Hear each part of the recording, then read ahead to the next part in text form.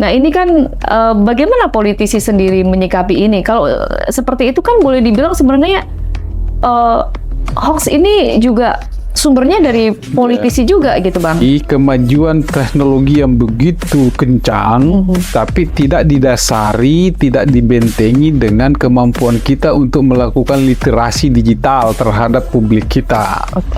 Mesin partai politik itu benar-benar jalan untuk menjaring calon-calon yang memang punya kapasitas gitu ya, yang layak seperti itu ya. Ya, termasuk seperti itu. Padahal paket C itu sebetulnya nggak pernah sekolah. Kan gitu. Bisa dibayangkan kalau misalnya dia paket C, lolos jadi anggota DPR yang tidak punya pengetahuan apa-apa tentang kepemerintahan, sementara dia menyusun kebijakan. Kita tahu masyarakat sekarang ini banyak yang terjerat Undang-Undang ITE, banyak masyarakat yang terjerat ujaran kebencian, dipidana gitu kan. Nah kita selama ini bahkan gangren hoax, luka sosial, luka politik ini kan sudah tunggangan dan sampai sekarang bahkan ada kubu-kubuan seperti itu. Ini kan parah gitu.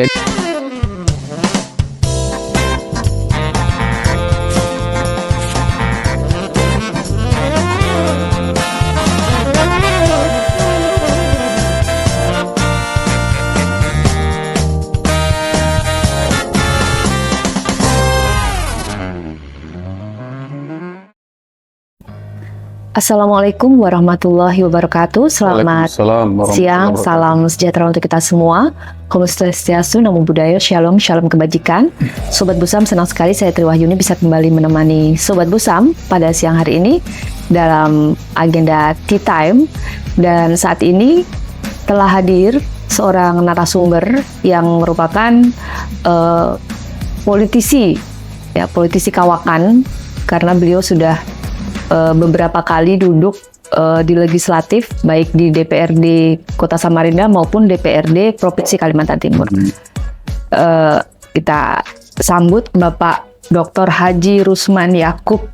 Selamat siang. Selamat siang. Assalamualaikum warahmatullahi wabarakatuh. Salam sejahtera untuk kita semua. Apa kabar Bang? Saya panggil Bang aja ya, lebih enak. Alhamdulillah sehat. Oke Bang, jadi dalam Tea Time kali ini kita berbicara mengenai hoax politik ya, karena saat ini sudah menjelang pemilu 2024 dan kalau kita lihat ritmenya ini seperti mengulang pada pemilu sebelumnya gitu. Artinya kemarin sekitar tahun 2019 itu kalau nggak salah bulan-bulan Agustus gitu ya, itu hoax sudah mulai bertebaran gitu kan, hoax politik. Nah saat ini juga seperti itu gitu, di mana buzzer gitu kan sudah mulai saling bekerja gitu kan, saling melempar isu gitu kan. Nah kemudian dan kita tahu bahwa sebenarnya kalau dari politisi sendiri, tapi sebelumnya mungkin kita perlu tahu juga bahwa sejauh ini Presidium Masyarakat Anti Fitnah atau Mafindo itu telah menangani di kuartal 1 tahun 2023 ini telah menangani sebanyak 664 hoax gitu ya. Dan angka tersebut dibilang sebenarnya mengalami kenaikan gitu, kenaikan 24% dari periode yang sama tahun lalu. Nah ini yang saya bilang tadi, bagaimana hoax politik ini mulai terulang di tahun pemilu seperti ini. Nah data yang lain menunjukkan bahwa di awal tahun 2023 ini hoax Kominfo ya melalui Cyber Patrol telah menangani sebanyak 1.321 hoax politik. Nah ini kita kutip dari Kompas gitu ya pada 4 Januari 2023. Nah kondisi ini kan, dan kalau kita lagi-lagi berbicara hoax politik, sejauh ini sebenarnya politik yang munculnya hoax politik ini kalau boleh dibilang tidak lepas dari peran politisi gitu. Politisi gitu. Karena gini Bang, kalau kita lihat kan banyak ya statement-statement politisi yang pada akhirnya dimanfaatkan masyarakat arus bawah, entah itu dipotong-potong dalam bentuk video, dibuat konten gitu ya. Nah ini kan bagaimana politisi sendiri menyikapi ini? Kalau seperti itu kan boleh dibilang sebenarnya hoax ini juga sumbernya dari politisi juga gitu Bang. Oke, kasih. Jadi sebetulnya kalau bicara tentang hoax itu tidak hanya pada persoalan hoax politik. Di luar politik juga ada hoaxnya gitu ya. Tetapi hoax politik inilah yang lagi booming gitu ya. Hoax politik itu yang lagi booming, lagi diminati, dan bahkan hari ini kalau tidak ikut hoax politik tuh rasa tidak tahu info gitu. Bukan tidak tahu info, tidak mencapai suatu kebahagiaan kayaknya gitu ya.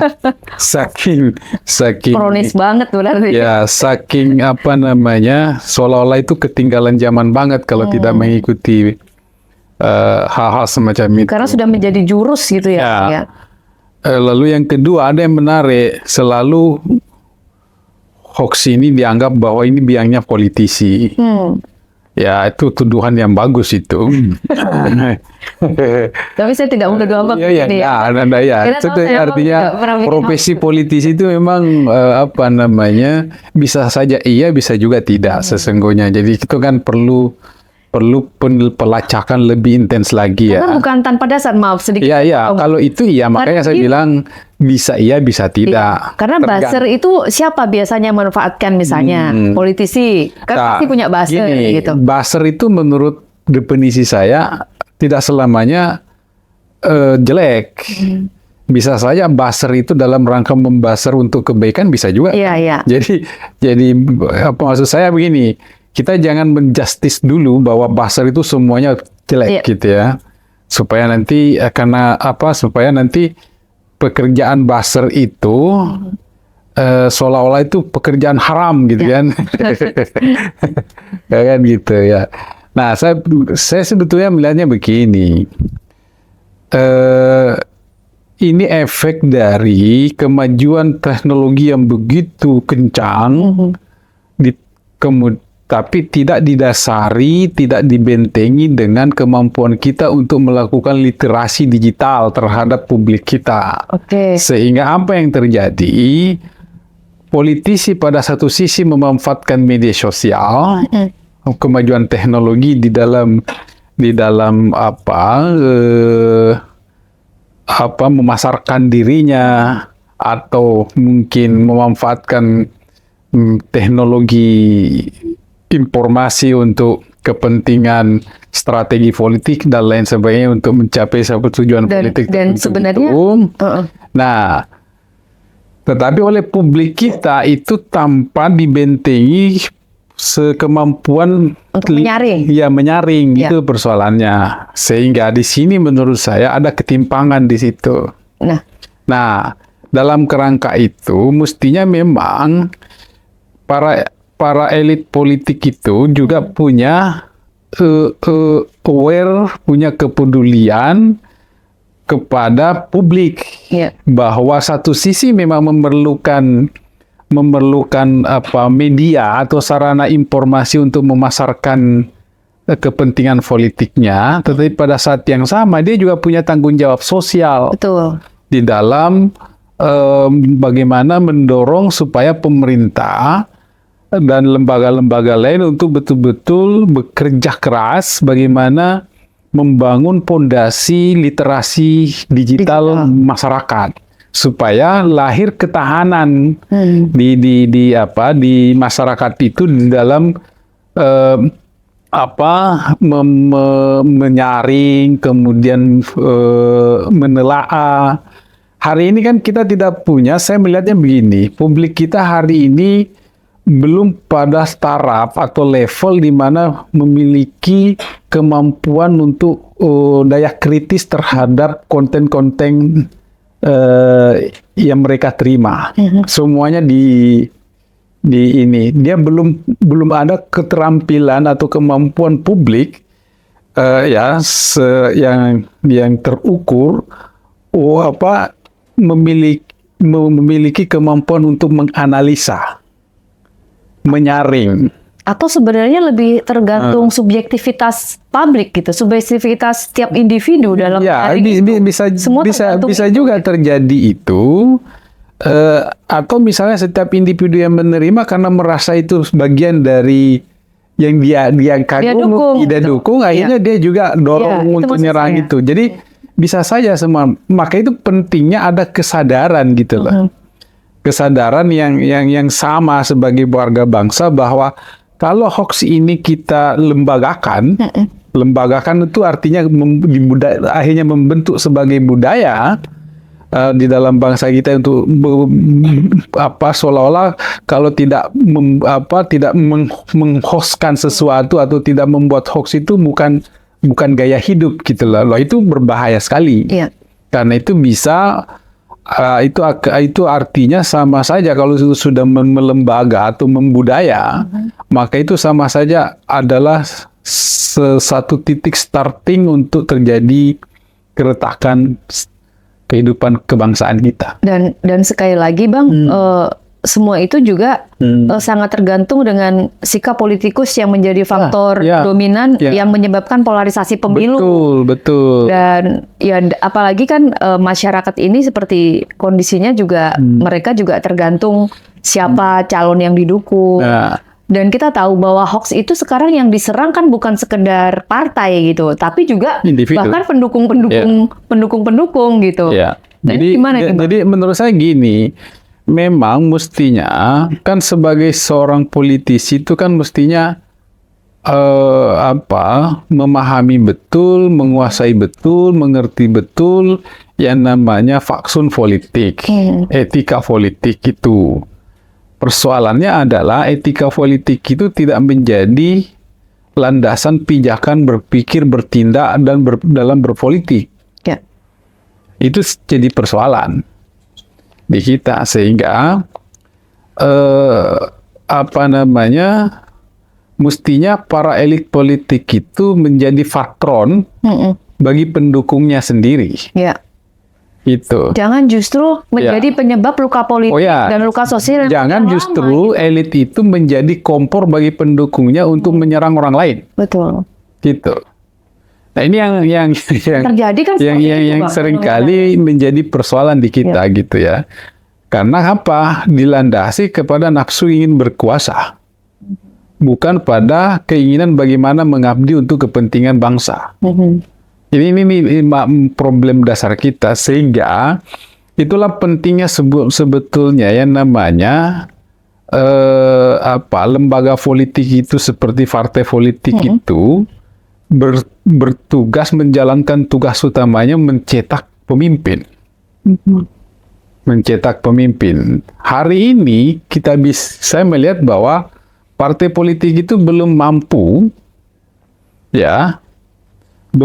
secara utuh melahirkan kader-kader kepemimpinan yang memang talenta nasionalisme tinggi gitu atau negarawan gitu ya. Karena kenapa? Seringkali partai politik itu terbelenggu dengan sistem pemilu yang sangat liberal. Gitu. Dengan misalnya akhirnya apa yang terjadi kalau partai politik tidak mampu membiayai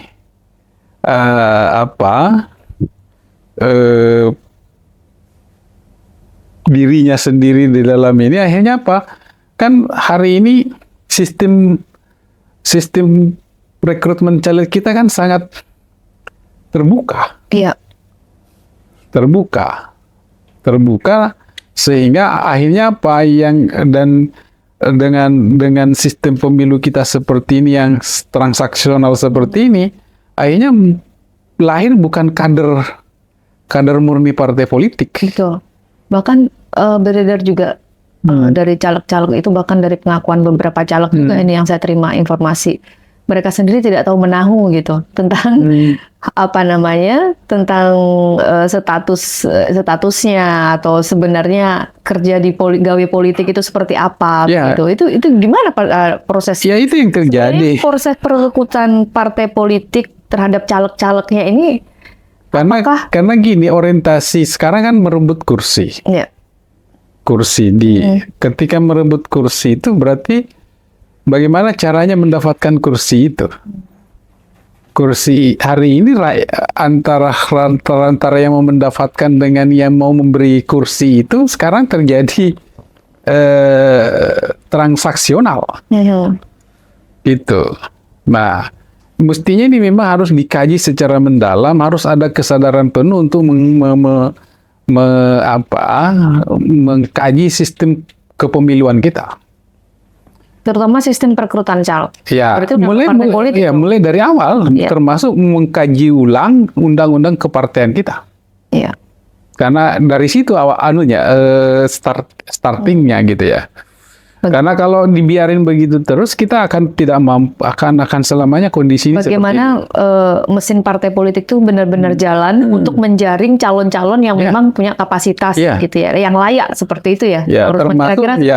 Termasuk misalnya sudah mulai berpikir menggeser misalnya persyaratan menjadi caleg dalam undang-undang pemilu yang hanya cukup ijazah SMA atau yang setara. Dengan itu, akhirnya apa yang terjadi? Ada yang paket C bisa jadi caleg, karena paket C disetarakan oleh pemerintah, disetarakan sebagai lulus dengan ijazah SMA. Padahal paket C itu sebetulnya nggak pernah sekolah, kan gitu. Bisa dibayangkan kalau misalnya dia paket C, lolos jadi anggota DPR yang tidak punya pengetahuan apa-apa tentang kepemerintahan, sementara dia menyusun kebijakan. Dia menghasilkan kebijakan nantinya. Namun sebenarnya paket C itu kan syarat formal ya Bang ya. Dan memang diakui oleh negara. Dan itu memang disetarakan. Disetarakan, itu persoalan. Dan dalam prosesnya juga mereka memang sebenarnya kalau proses yang benar gitu ya, mereka juga menempuh pendidikan itu sebenarnya. Meskipun memang tidak ada jaminan juga bahwa yang sudah sarjana lantas otomatis pintar semua, nggak juga gitu loh. Tetapi maksud saya adalah minimal itu dulu untuk itu. Lalu yang kedua, ya memang harus ada uji kompetensi di masing-masing partai politik itu, bukan dengan seperti sekarang. Artinya mungkin itu nanti bisa terlaksana seiring dengan wacana pemilihan tertutup seperti itu mungkin Bang. Ya saya nggak tahu apakah itu politik memang dari awal harus benar-benar bukan pada persoalan tertutup atau terbukanya sebetulnya.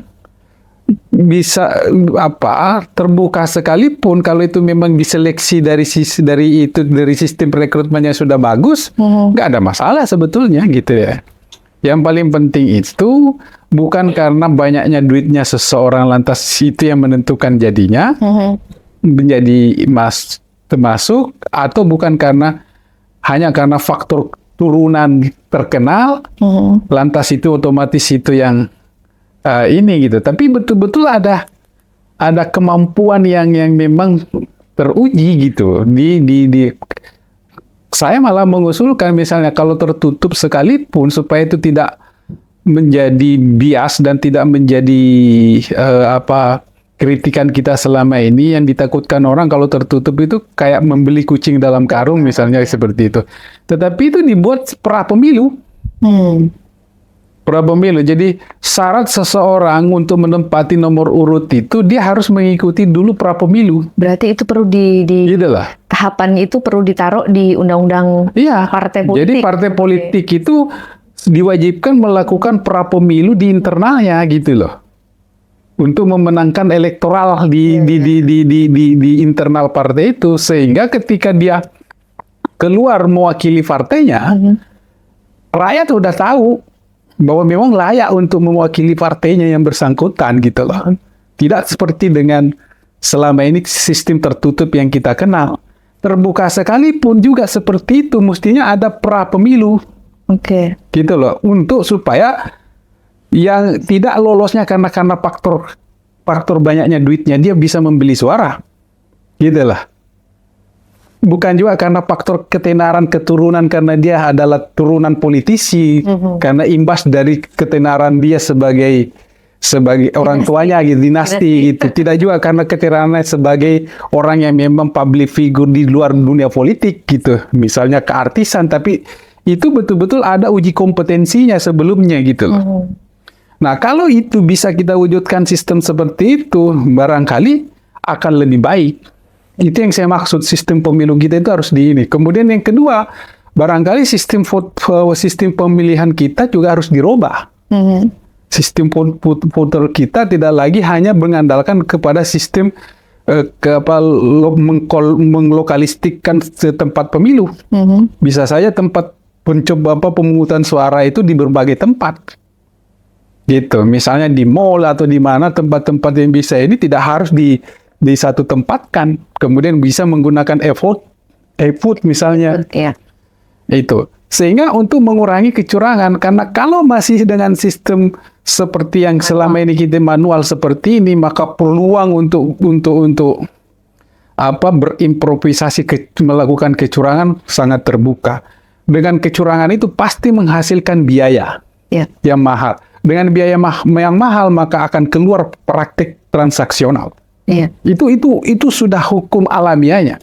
Dan saya kira semua kita sudah paham sebetulnya, cuma ya kita tidak mau kita tidak mau keluar dari zona nyaman itu, karena ada yang menikmati sekali dengan sistem ini. Itu persoalan. Nah, mungkin kembali lagi tadi ke bagaimana peran politisi dalam proses menyebarnya hoax ini. Selama ini kan kita melihat ya Bang, belum pernah. Nah, jadi saya kaitkan dengan itu pertanyaan Anda. Karena dengan itu akhirnya melahirkan itu tadi praktek hoax itu. Menghalalkan segala cara untuk menyerang orang lain. Dan hanya orang yang punya kemampuan finansial yang bisa mendandani yang begitu-begitu itu. Dan sejauh ini kalau dari pengamatan Abang sendiri sebagai politisi ya,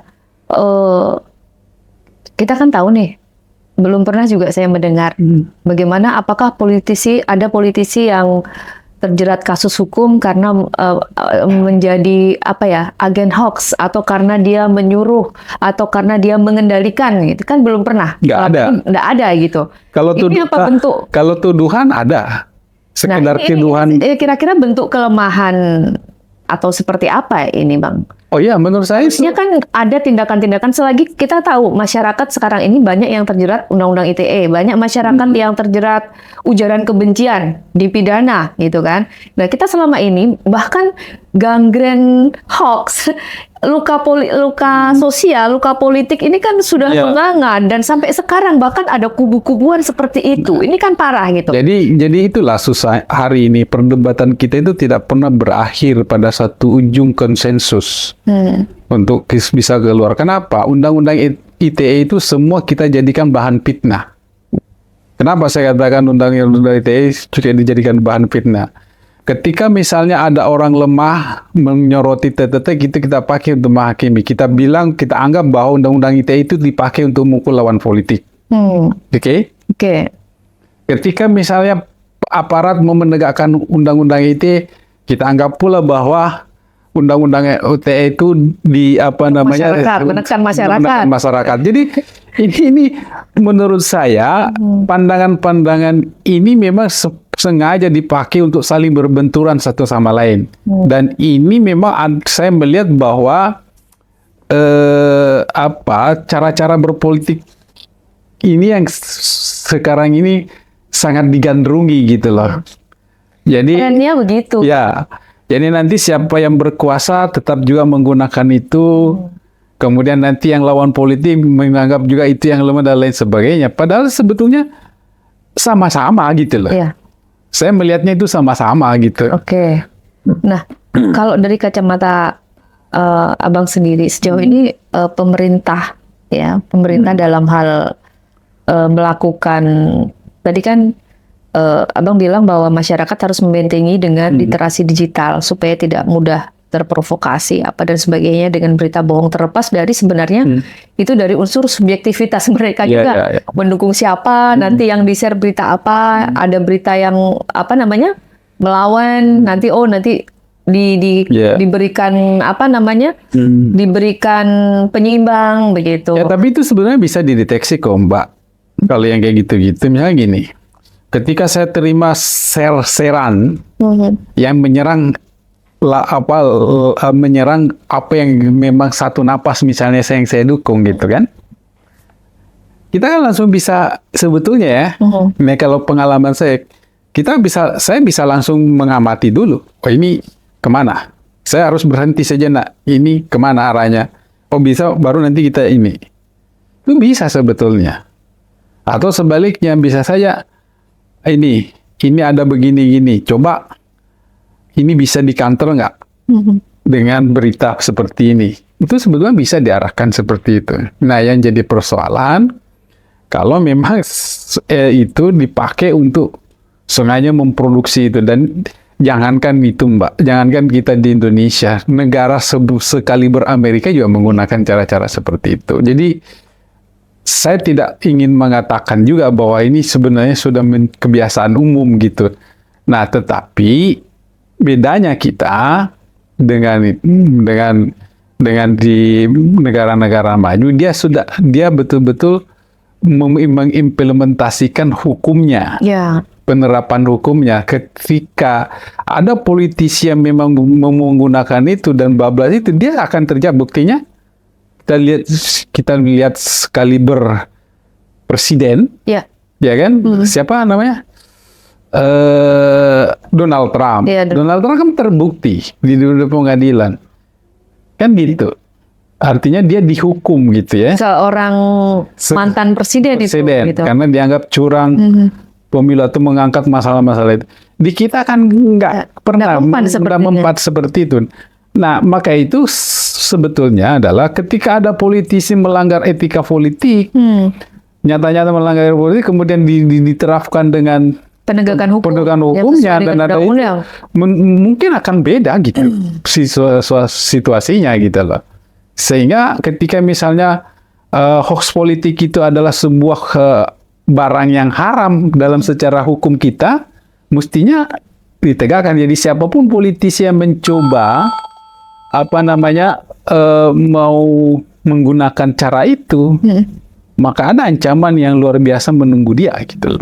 Tapi memang betul-betul diimplementasikan. Persoalannya adalah di kita mulus-mulus saja gitu loh. Nah, sehingga akhirnya semua pihak menggunakan cara itu untuk melakukan seolah sudah menjadi budaya begitu ya Bang ya. Dan itu yang berbahaya kalau sampai lembaga gitu. Sebagai pribadi ya, ini Abang sebagai politisi ya, di tengah gempuran arus budaya hoax yang seperti ini, gimana Abang mendudukkan diri untuk mencapai tujuan gitu? Kalau misalnya yang lain aja berbuat itu gitu, masa gua nggak ngimbangin gitu? Misalnya gimana nih Bang? Gimana dengan tamengnya Abang gimana itu gitu? Saya tidak terbaur dalam kondisi seperti itu.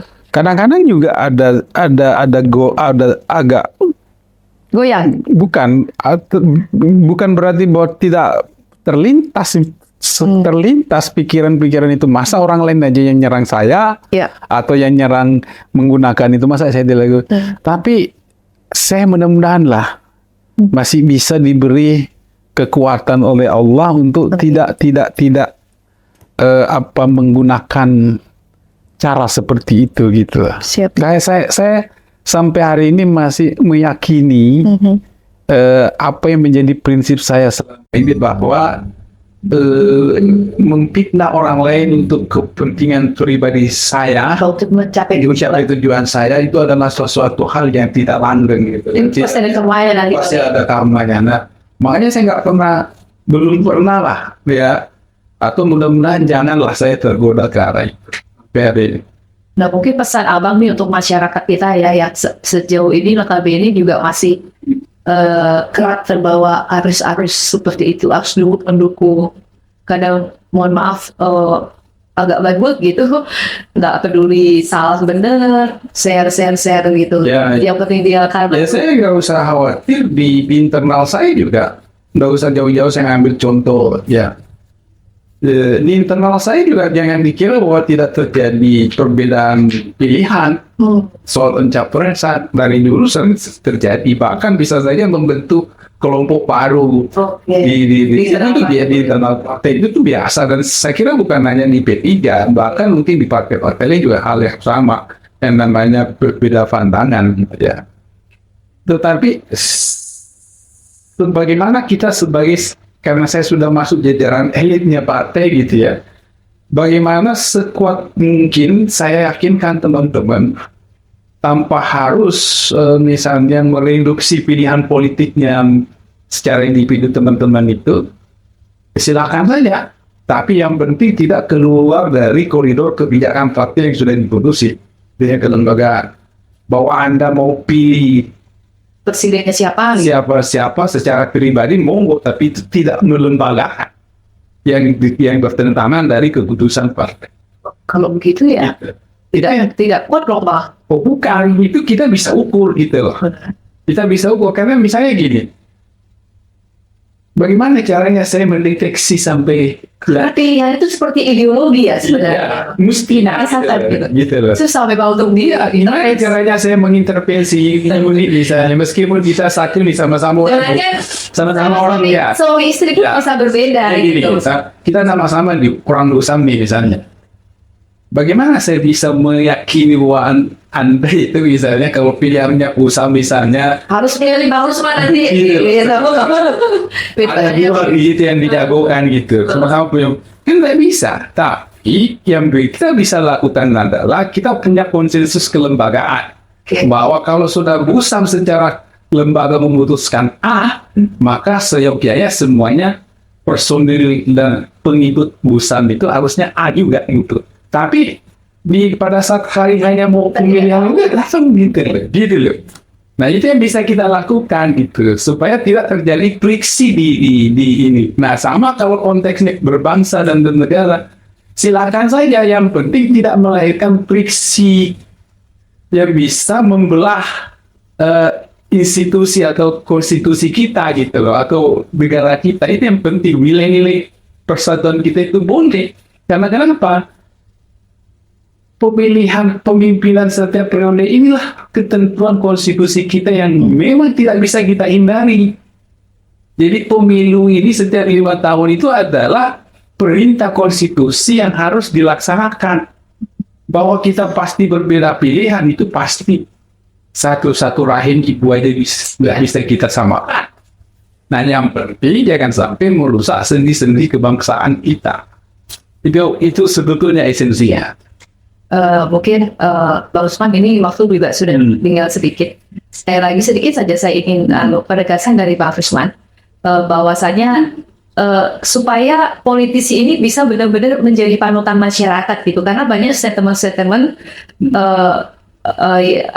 statement politik itu statement tokoh politik maksud saya itu banyak dimanfaatkan juga oleh masyarakat dan menjadi sumber hoax itu sendiri. Nah mungkin ini yang bisa itu yang saya katakan bahwa elit politik itu adalah figur itu pasti ditiru, pasti jangankan soal omongannya, cara berpakaiannya aja bisa menjadi trending, bisa ditiru orang gitu ya, karena ketokohan yang bersangkutan gitu. Jadi maka itu ketika kita masuk dalam pusaran sebagai elit, karena yang melegitimasi kita itu sebagai elit kan publik juga. Maka ketika kita masuk, sudah kita terlegitimasi sebagai public figure, maka mau tamu memang banyak hal yang harus kita wakafkan untuk kepentingan publik, termasuk mungkin kebiasaan kita untuk bebas. Ada kebiasaan bebas tapi bertentangan dengan etika sosial, etika masyarakat begitu, maka mau tidak mau kita harus menjadi contoh gitu, menjadi figur. Nah, menjadi figur kan tidak semua bisa. Nah, maka itu saran saya, kita kembalikan ke publik. Saya meyakini bahwa publik sendiri sudah bisa menilai mana public figure politisi yang bisa ditiru, mana yang tidak, mana yang bisa diikuti, mana yang tidak. Saya kira publik sendiri akan Mana yang bekerja, mana yang bekerja, only, gitu. ya, mana yang bekerja betul-betul berpikir, mana bekerja untuk kepentingan rakyat. Insya Allah suatu saat masyarakat akan seperti ini. Karena kenapa? Saya yakin betul kekuatan media itulah salah satu pilar demokrasi yang sangat menunjang untuk bagaimana masyarakat itu betul-betul melek secara politik. Itu harapan saya, bahwa keberadaan media itu betul-betul mendorong percepatan kesadaran publik, pengetahuan publik, pemahaman publik, literasi publik untuk melihat dan ikut mengontrol perilaku para pemimpin ya. Dan contoh misalnya, kan 55 anggota DPR Provinsi Kaltim misalnya, kan 5 tahun mestinya masyarakat sudah Bisa mengevaluasi siapa yang betul-betul bekerja selama 5 tahun ini bekerja sesuai dengan harapan rakyat dan lain sebagainya, kan bisa itu. Maka itu ke depan menurut saya memang sudah waktunya juga lembaga DPR melalui sekretariat DPR itu membuka mempublis kegiatan-kegiatan anggota DPR.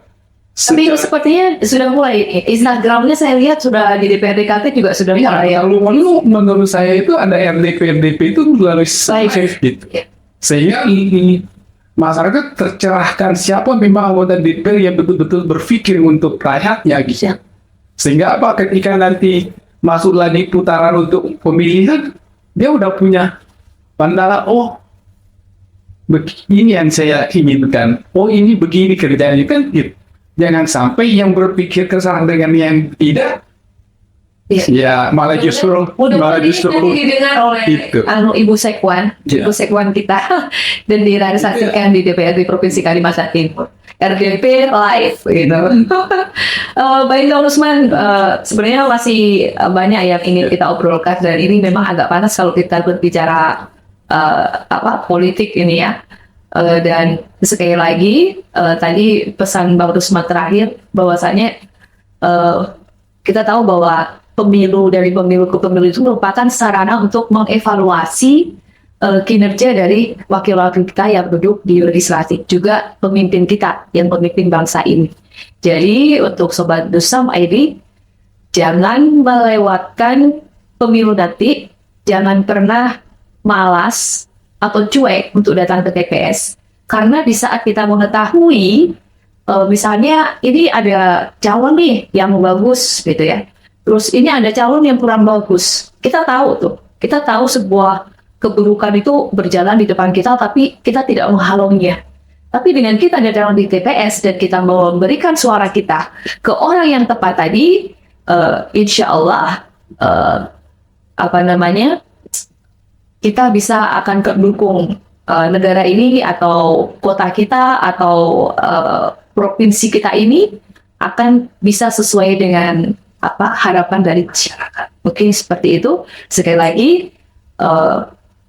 jangan terbiasa untuk memanfaatkan statement-statement politisi, apalagi yang sampai digoreng-goreng, dipotong-potong, dicuplik-cuplik, dijadikan konten video seperti itu. Karena semua itu juga ada undang-undang ITE dan banyak sekali sudah di negara kita ini korban-korban dari masyarakat, bahkan tidak pandang bulu, dari dosen, guru, bukan hanya masyarakat dari tingkat status sosial yang biasa-biasa saja, bahkan dari status sosial yang seorang akademisi pun ada yang menjadi korban itu. Baik Sobat Dusam, saya Triwayuni, selamat siang, selamat beraktivitas.